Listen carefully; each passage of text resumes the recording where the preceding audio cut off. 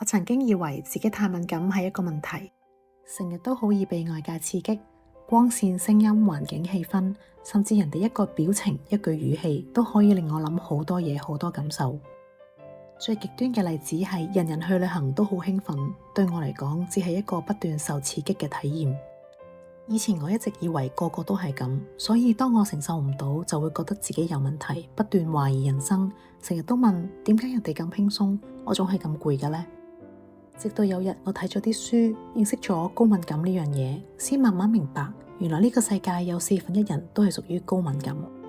而我做過測試，分數係爆晒嘅，即係可能10個人裏面都未必真係有1-2個人好似我咁樣。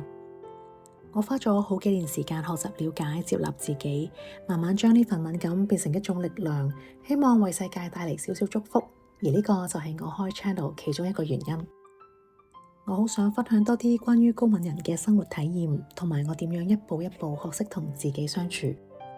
如果你都想了解多啲關於高敏感嘅人，希望你可以繼續 follow我。我哋下條片再見。